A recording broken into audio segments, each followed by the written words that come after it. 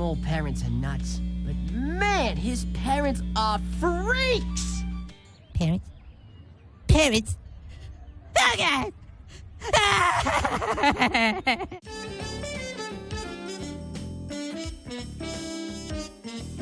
At number 5, we got Bob and Miriam Paki from Hey Arnold. Let's start with the mom. You know from the start that you're a bad parent when even the creators of the show managed to get your alcoholic habits past the censors. Miriam has been shown to pass out a lot around the house and sometimes forget where she is when she wakes up. Anytime you see her making smoothies is yet another hint at her alcoholism. I'm not sure if kids around the 90s got the message back then, but when you really look at it now, it's pretty much an obvious problem. Ah! Gregory, what's that sound? I think the aliens are back! Mom, do we need to have this conversation every time an ambulance passes by? They're after my liver again! And speaking of an obvious problem, we have Robert Paki. He's egotistical, he's short-tempered and has neglected his youngest daughter at times and seems to favor his oldest daughter, Olga. In the episode Helga on the Couch, he gives Olga so much attention that he forgets his younger daughter's name and the fact that she needs to go to school. If you thought Buck from Chicken Little was a bad father, Mr. Paki makes him look like a saint. Not to mention he almost strangled his daughter in Arnold's Halloween. Okay wait, that was under some unusual circumstances, so I'll give that one a pass. But still, this guy is more short-tempered than Ralph from the Honeymooners. You're gonna do the mambo! You're gonna do the mambo, but it's gonna be in the moon! Parents? Parents?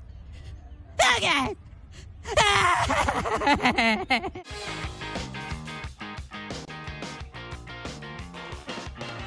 This one is similar to Helga's mom and dad, as it involves Heinz Doofenshmirtz living in the shadow of his brother Roger, to whom his mother and father favor more than him. Ever since Heinz was born, his life has been everything but wonderful, or even normal for that matter. Both his mother and his father didn't show up to the day he was born. He was also disowned by his parents at one time and had to be raised by ocelots. He was forced to be a lawn gnome for who knows how long and had to wear dresses for a number of years after his brother was born. I can go on forever with this guy, but to sum it all up, nobody except his daughter and his wife at one time likes him, and now he's an evil scientist who attempts to take over the tri-state area and fails all the time. But hey, at least he's an okay father to his own daughter. I'll give him credit for that. Parents? Parents? Oh God!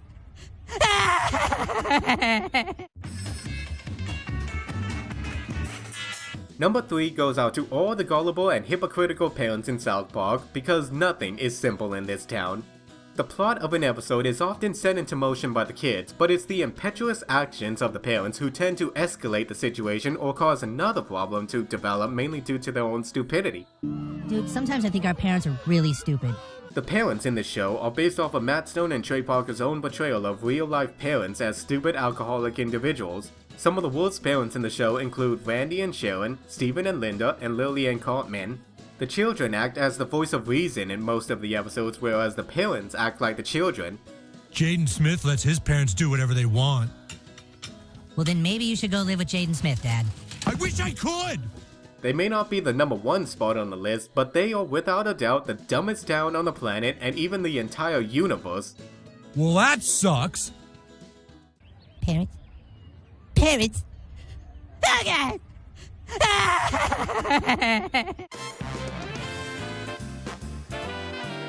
For those of you that watch Mr. Enter's animated atrocities, Gregory! Your laundry is done!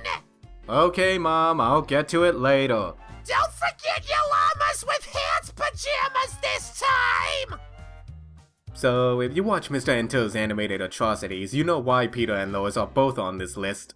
Peter has physically and mentally abused his kids and has even stated that he is bored the hell out of by them and doesn't want to bond with them unless it benefits him in the process or the plot says so. Lois can care less about her daughter Meg and considers herself a better person from learning from her past mistakes, but really, she just drops all of her mistakes onto her daughter.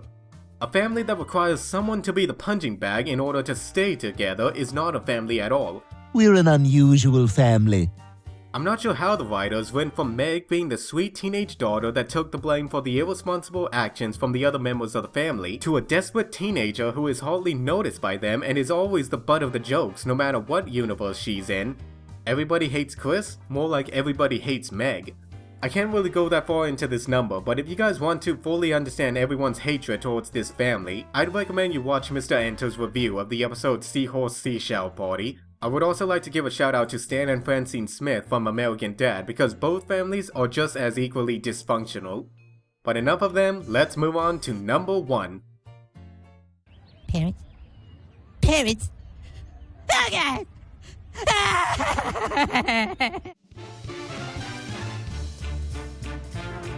I don't care how many times they have said they're happy to have a son, they are just the worst parents I have ever seen in cartoons. For starters, it's been shown in episodes like Fairy Friends and Neighbors and Poop's Playdate that both parents don't like spending quality time with their son and rather go out and have fun while leaving him with a babysitter. So even though they have a son, they still consider themselves more important whenever the opportunity comes to do something without Timmy. I mean, not even a legal document will make them spend time with their kid. Even when Vicky is unable to babysit, they always have a plan B or C to watch Timmy. So we hired a backup babysitter. Give us the boy. Bye, Timmy! What the hell is your problem? You are leaving your son in the care of demons. I knew you guys were oblivious to Vicky because then there wouldn't be a show. But these are freaking demons, for crying out loud. Are you two aware of your stupidity? Well... Bye! Is there anything else you guys put your son through? Bouncing baby boy who really bounces.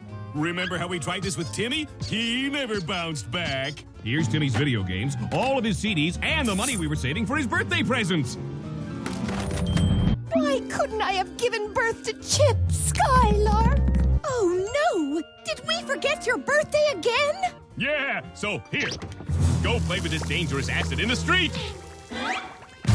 No one has ever died of boredom.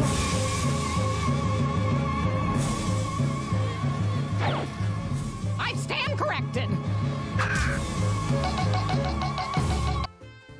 Okay, that settles it. They are in fact the worst parents ever.